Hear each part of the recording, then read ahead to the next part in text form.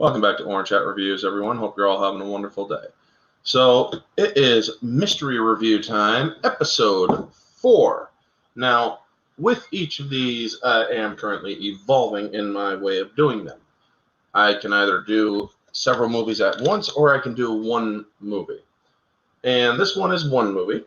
It has, it has Richard Armitage, or Armitage, however you pronounce his name. The guy that played Durin, and many, many other people in many, many other movies. It's not a Hobbit movie, but there are a couple other movies that he did play, because I did give a hint on Twitter that this movie does take place, or is in the last decade. Many people guessed one movie, but it could have been another movie that he did not get cast in, or that he did not get any much notice in. It could be Captain America and the First Avenger, because he played Hans Kruger, the guy that tried to steal the formula and also who killed Dr. Erskine. Or it could be Into the Storm. But yes, it is actually Into the Storm that we will be that I will be doing my review on today. And this is actually a very interesting movie.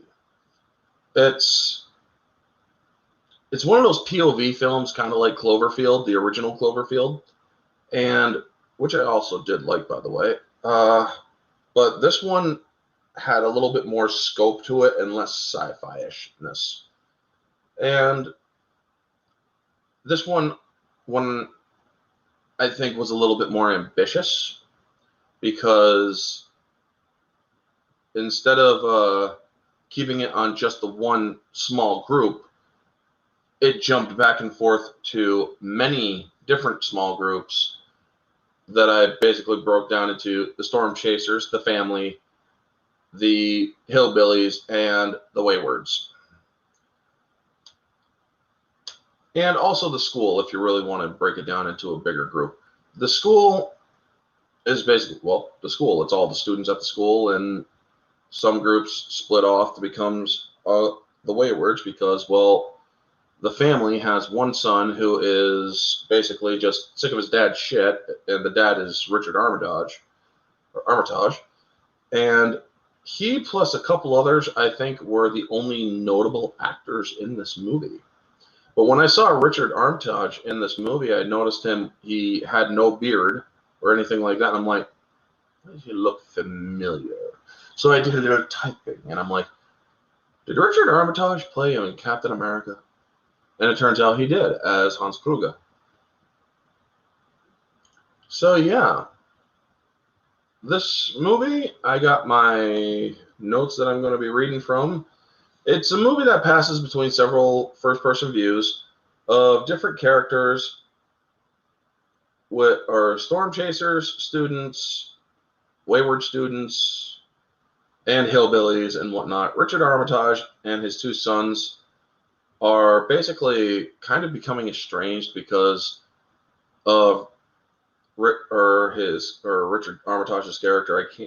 The names in this movie are very easily forgettable, and in some sequences you could tell that the acting was just really bad. Objectively, I would put this movie at a 7.5, and there's reasons for that, which I will get into.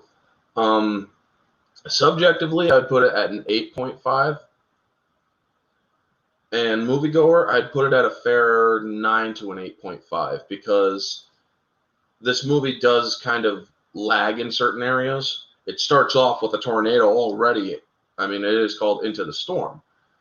And hello to the two people watching. I see that there's 2 viewers.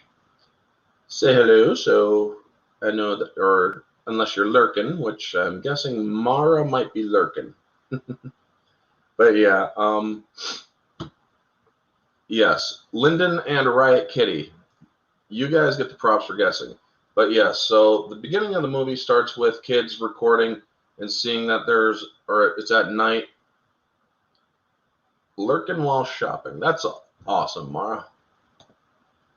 But yeah, it starts with kids or high schoolers who are just having fun and using their camera, recording everything. And then they see a lightning strike, and then you see some sparks. And while this is happening, you actually can see a tornado starting to form and then start coming at them. And it's like, you wait till the last second to get. Kids are dumb in this movie. Some of the kids, some of the characters are really dumb in this movie. Dumb to an objective and subjective standard. The directing could have been better. But as I was saying, Richard Armitage's character and his kids are really the only ones that you kind of develop a sense of urgency and caring for, where the storm chasers you kind of develop a little bit of sympathy for in certain cases, but these aren't, or the character building still wasn't that good.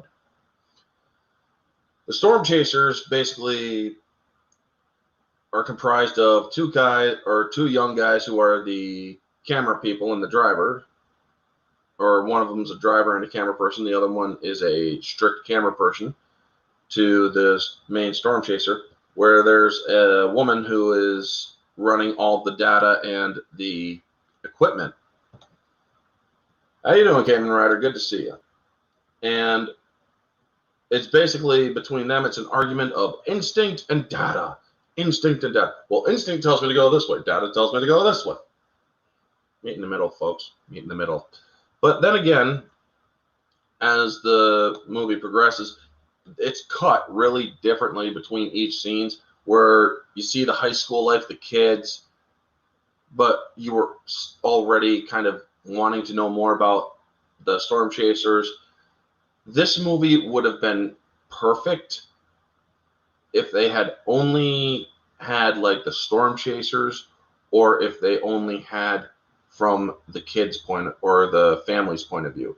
The hillbillies, they could have just been out of there and not even made a difference in this movie, because they were just, it was just weird,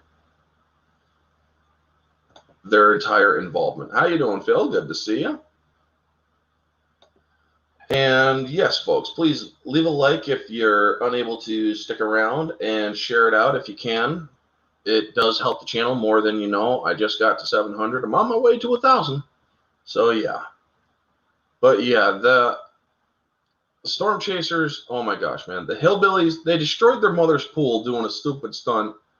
That's their introduction, where their whole introduction. Yeah, man, we're going to get some bears and we're going to light up this freaking pool. We're going to jump the pool with a four-wheeler. Never going to happen. Not with that ramp, not with that four-wheeler, and certainly not with your fat ass. Well, your brother's a little skinnier, but anyway, Revis and Donk are their names. Could you get any more hillbilly? So they literally just put lighter fluid in the freaking pool, a chlorinated pool. Oh my gosh, folks. That's just bad chemical reactions, just screaming bad chemical reaction. Then they light the fucker up, and then they jump the pool, but end up falling into the pool and busting the pool over. The mom is furious. And then they see the Titus storm chasers driving by, the main group of storm chasers that you're invested in, that you wanted to know more about, but end up cutting away for these motherfuckers and the kids and the family. And it's like, oh my God. Now, this Titus tornado vehicle, I want one. I mean, this thing was decked out with like 64 freaking cameras. It had like bulletproof glass. And while I was watching this with my aunt's like, hold on, pause the movie for a second. I'm like, okay, what's going on? Bulletproof glass. Is the tornado going to be shooting at him? I'm like, it also can do well against debris. Just saying. I mean, tornadoes can shoot pencils through brick walls, folks. You might want some bulletproof glass, because that stuff is strong, especially the polycarbonate part and whatnot. Yeah. But anyway, so and she understood and was like, yeah, it works against debris as well. But yeah, and so when they're basically doing the whole thing, and then you see the guy going, that means cut, Jacob. That means cut. The only reason why I remember one character's name Jacob and the other boy's name Donnie is because they're said enough times. And the Storm Chaser guy's named Pete. I literally can't remember anyone else's name. Donnie, Pete, and Jacob. And those are the only three people I can remember the names of. So when they get over, or when they're going down into one area after they're done doing their little promotional for the Titus, it's like, holy crap. They also find out that that this is their last chance because their funding was pulled. If they don't get any data or any footage or anything like that, well, yeah, they're screwed. Now, I do want to look up one thing because this movie was based on an actual tornado event because of how big the massive tornado in this movie gets. Largest tornado ever. Yep, El Reno.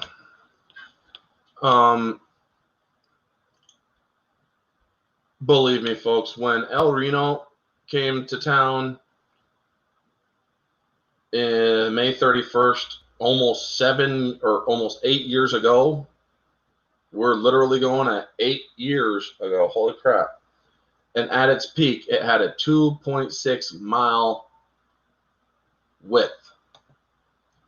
Imagine, when I heard that tornado happened, 2.6 miles wide width, I'm like, what the fuck did the people in the path of that tornado do to piss off God? Because if you watch the movie Twister, one person refers to an F5 as the finger of God. You see an F5 in Twister, and then you look at the one that is in this movie, and also the real one, El Reno, and it's like, that F5 from Twister was a midget. It made the one in Twister look like an F1. Literally. So then you see that these guys were chasing after, the Storm Chasers were chasing after the one that killed those 4 kids in the beginning of the movie, but they missed it because of, well, the data. So you already understand that there's some stuff that they're not very happy about. But yeah, this movie does basically take place, or goes through like 3 or 4 different, or 3 main storm events. And after all the characters are established,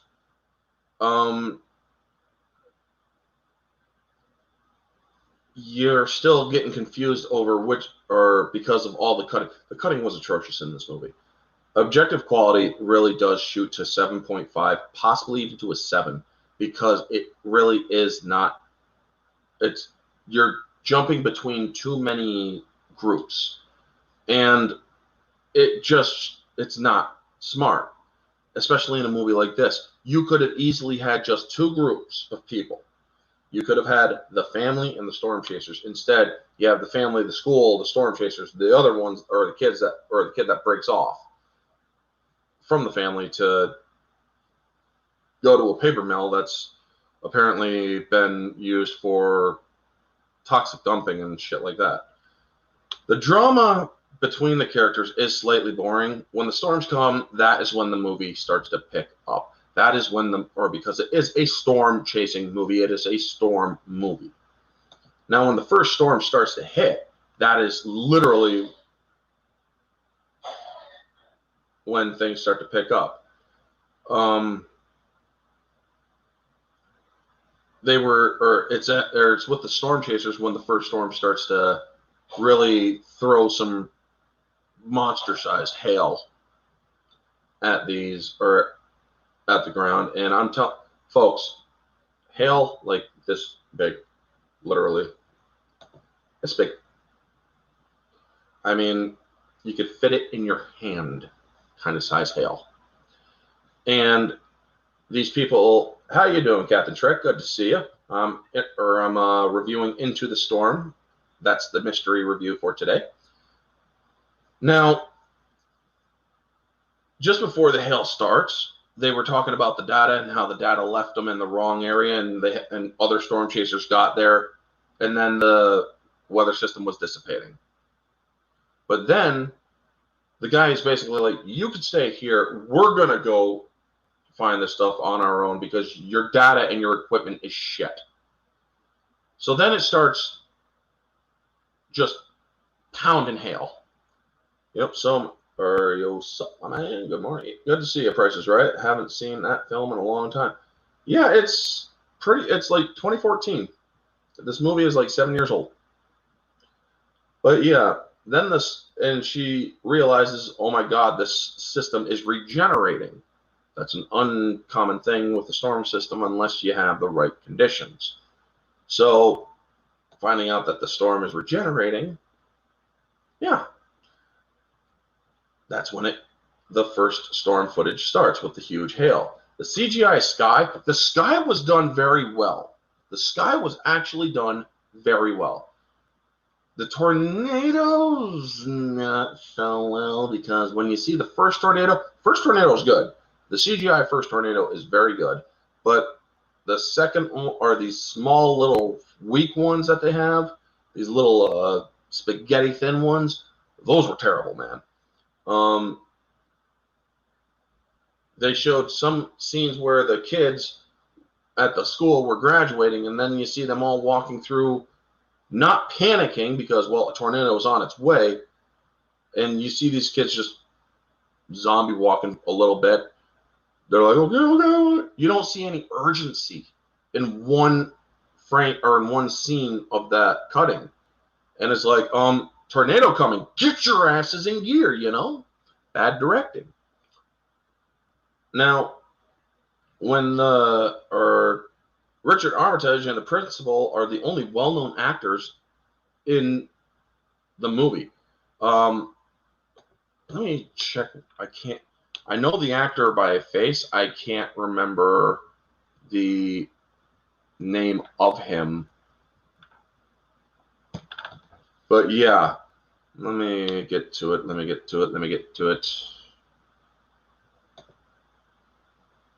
He's the one that played the principal, Scott Lawrence. He has been in a few movies that I have seen that he's actually done very good. I think he's also in JAG and many other great shows from the past. John Reap as a guy named Revis. What the frick, man? But yeah, Max Deacon played Donnie. Matt Walsh played Pete. Not the Matt Walsh from the Daily Wire, but yeah. Hold on 1 second, folks. I need to take care of something, so just give me 1 moment, please.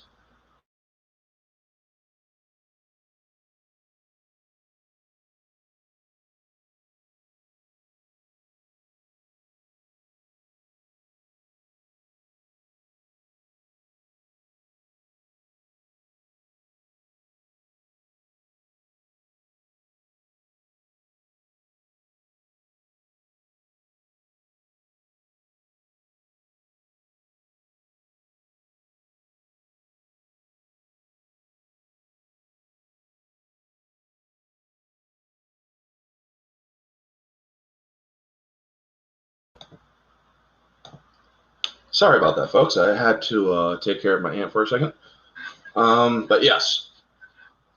So after the first storm hits, and the storm chasers get their Titus machine, their big tank-like thing, grounded on a road that was in the direct path of the tornado. You see this tornado literally go like this and then just turn. And it's like, oh, come on, really? And it just tore up a barn. And this guy is like, he's like, yeah, come on, kill me, come on, get here. You can see just the wonder in his eyes, And I'm getting a message and whatnot. Yes, I am well aware of that, John. But yes. So then that tornado diffuses. But that's not the end of it. Some of the panic over at schools. The devastation scenes were actually very well done because Richard realizes that his son Donnie is not there. His Armitage's character. I really should. Richard Armitage. His name was Gary. Okay, Gary. Like Nerdrotic. And I'm getting more messages.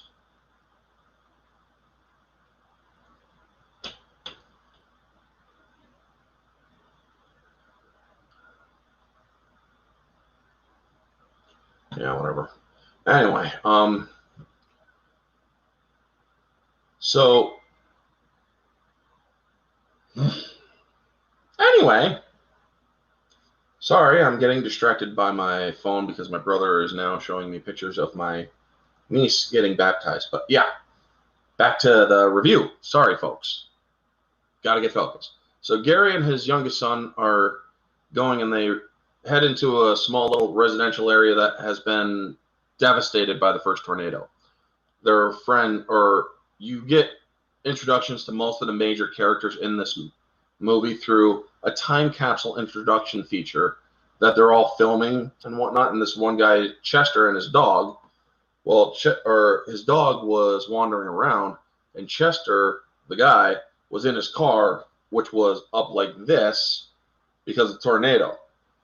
So they had to cut him out, and the kid, he's like, here. And he's like, don't be mad, Dad, I have a knife. And he's like, I'm not mad. It's good thinking. He's like, or he's like, we'll talk about this later. How you doing, Riot? Good to see you. You guessed it, by the way. You did guess it. It is Into the Storm.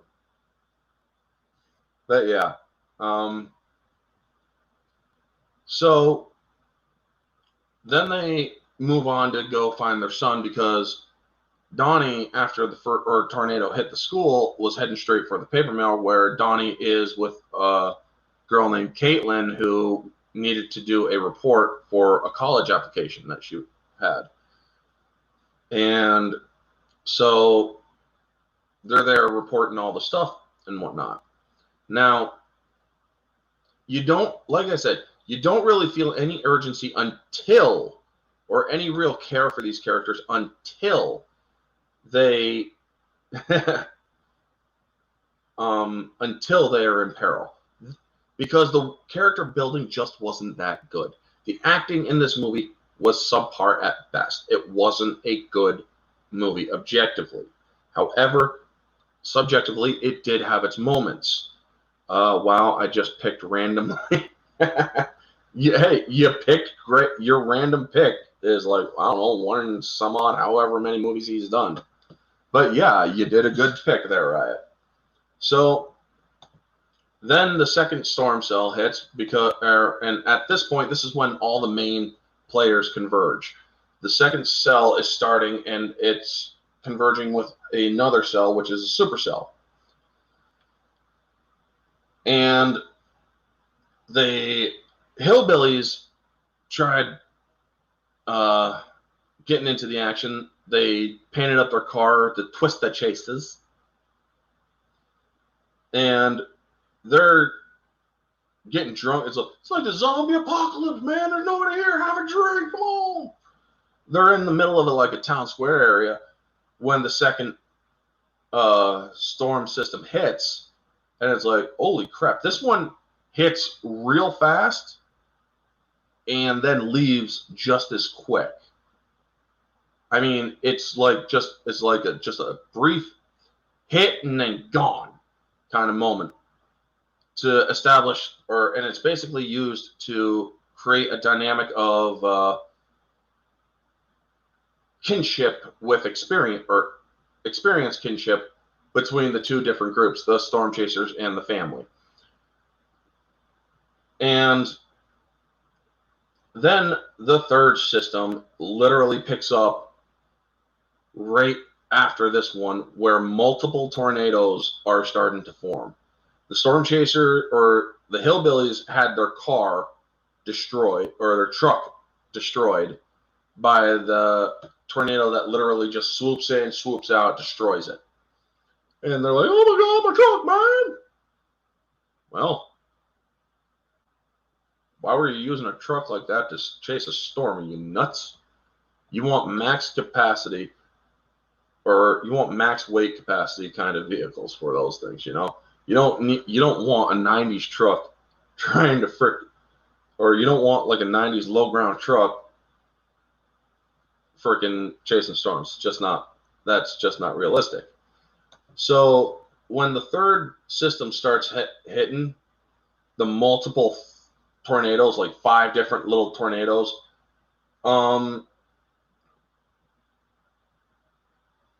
the Hillbillies, you see one of them gets swept up by one of these miniaturized noodle tornadoes, as does the other guy, Revis and Donk.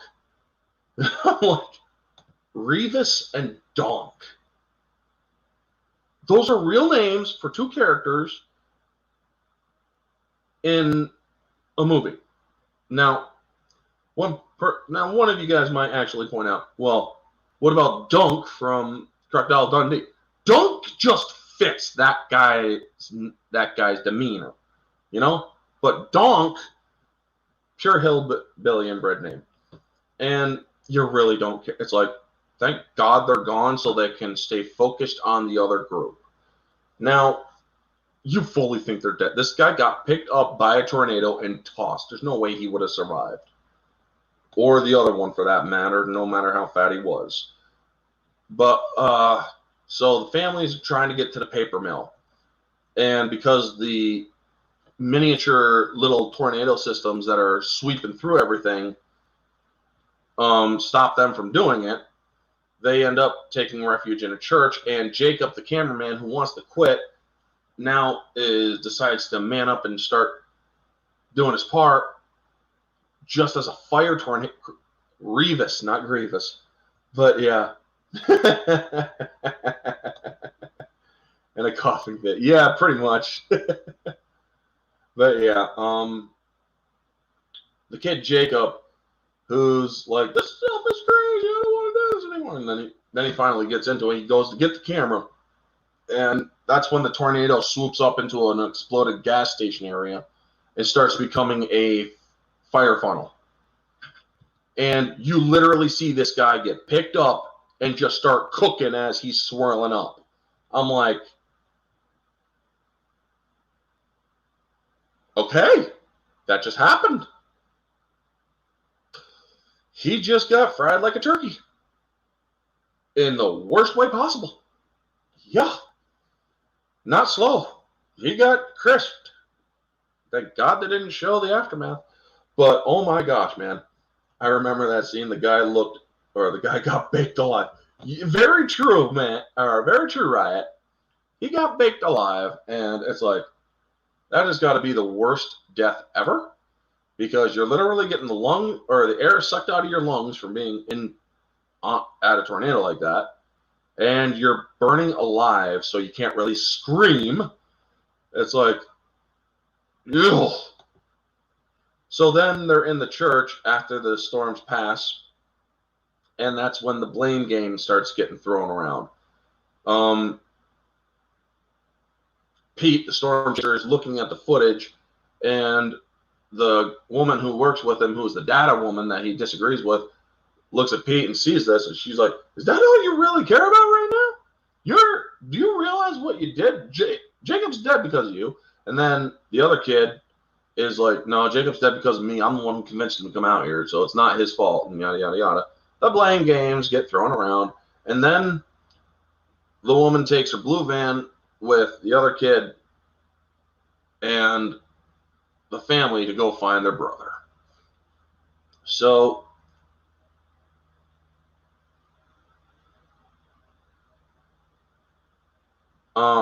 when Pete the Storm Chaser splits from the group to keep chasing while the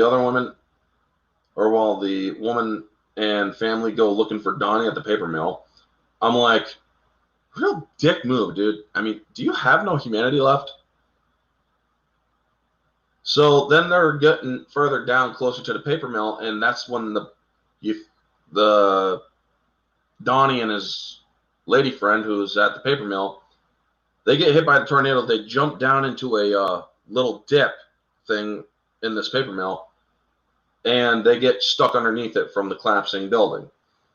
And he manages to get a signal to send a voicemail to his dad. And he says that the roof is falling on top of us, water's pouring in. I don't know how long we have. That's when you really feel the urgency. That's when you actually start to care a lot more for this group. Because the look on Richard's face, Gary's face, when you see this, it's like, oh my God, he just heard this, and it's like, they're doing their best to get there. They also run across a few others who are picking other people up to go to a shelter. It's like, if you go that route, warning sirens are down. If another tornado hits, you won't know it until it's on you or until it hits. And, well, they don't care. Now, they get to the paper mill. They manage to rescue the kid. Donnie gets rescued. And then they have to do CPR because he was underwater for so long, and he got stuck underwater when his brother rams an I-beam that was keeping them from getting him up. But he gets stuck from something else. So then Gary, or his father, pulls him out, and he's doing CPR. Literally, folks, I kid you not. Unfortunately, this ain't Star Wars. He won't become a Cyborg. Yeah, I know. He won't become Darth Vader or General Grievous. Holy crap. But yeah,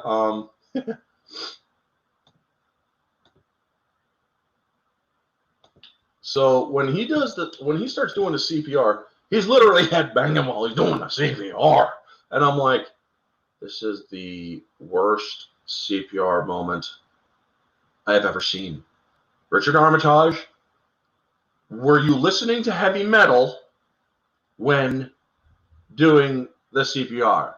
Because, dude, it's like, what on earth are you doing? You're supposed to be doing chest compressions, not headbangs. And I'm thinking to myself, what the fuck? It was just like, oh, thank God that finally popped. But it's like, oh my God, man. So then they finally get the kid breathing again, and they take a moment to collect themselves. That's when Pete in the tank, or in the Titus tank, shows up. He's like, thought you guys might need some help. Literally when they don't need help anymore. Yeah. So then helicopters are seeing an F4 and an F5, or rather an F4 and a F3 converging on each other. This is when it's introduction to the merging of two tornadoes, huge tornadoes, and it creates the EF5. And I'm like, holy frig, man. That is nuts. That was some of the best CGI I have seen of a tornado that it's like, and these two just move into each other. Like, this wide and this wide, and it's just the perfect merge. I'm like, holy crap, that thing is humongous. Like the El Reno one back in 2013. And I'm like, that thing looks about 2.5 miles. Yeah, 2.5 miles, maybe bigger. And it's just ripping anything it comes into contact with to shreds. That is when that starts going. They go to the school to evacuate people. And the principal just doesn't want to. He's like, if there's another tornado coming, then there's a storm shelter here. We can all get down to it. I've studied tornadoes for my entire life, and this is bigger than anyone that has ever been. It was one of the trailer moments, and she's like, it will flatten this building in seconds. Which it literally does when they finally evacuate with all the buses. Most of the people get out, except for the main group. they get stuck behind a power pole that goes down in the middle of the road, so they have to go to a storm drain area. The storm drain sequence was wicked. You then see the EF5 start to lift up planes. And I'm like, okay. Yeah, that's happening. I also feel that there was a lot of missed opportunity with those planes because you only see the planes just get lifted up. You don't see them drop afterward. And I'm like, but I wanted to see the planes drop. There's nobody on the planes either, folks. Just saying. Or just to point that out. This was an airport that had them all parked. But it's like when you're seeing a storm movie, you want to see the carnage, you know? And so they show a truck, a Mack truck, get tossed by this tornado into close to the storm drain area to block off one part. And then Pete goes out of the to stop the wind funnel that would inevitably come when this tornado comes or hits. And so when the funnel starts and he tries anchoring down, he can't anchor down because the ground is too soft and not yet fully set. So it's like, oh shit, you know? But then when the wind dies down, it's like, is it over? No, it is not over. We are literally in the eye of this thing, and the tail end is coming. Holy shit. Folks, it was freaking beautiful, but in a macabre kind of way. When you look inside of the eye of a tornado and you're looking up and it's like, whoa. It's kind of like sailors and people or boat people, ship people who are in the eye of a hurricane, you know? You basically got to ride the hurricane out until you just can't do it. Because if you get hit by the tail end of a hurricane, you're done. You are done. So once the tail end starts hitting, the Titus gets picked up. And it's a beautiful sequence. You see Pete looking at the sun because he got thrown up through the eye into the sky. And I'm like, dude, as beautiful as that is, your death is going to be painful, but hopefully extremely quick. I was just I'm like, you're going to die.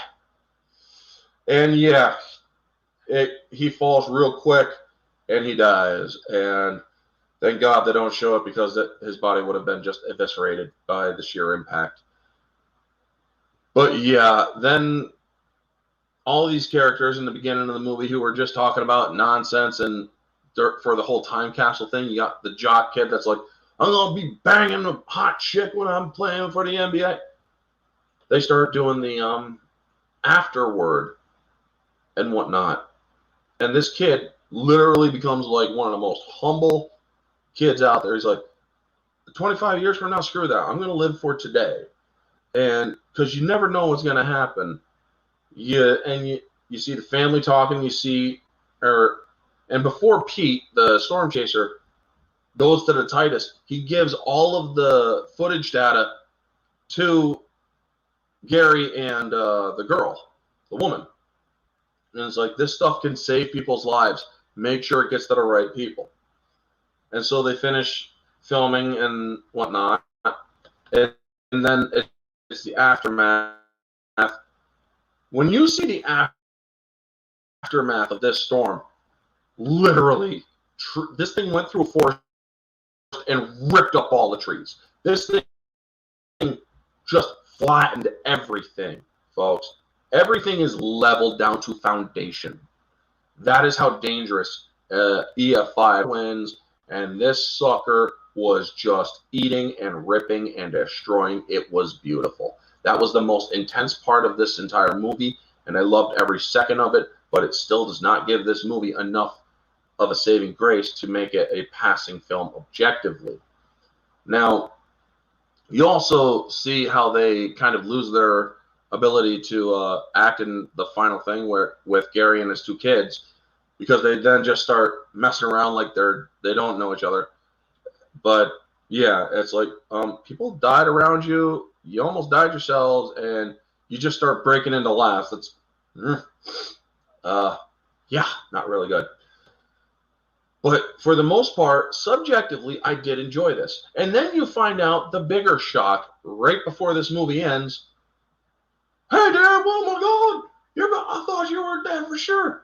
You're upside down in a tree. No, man, you're upside down. No, that's because you're upside down in a tree.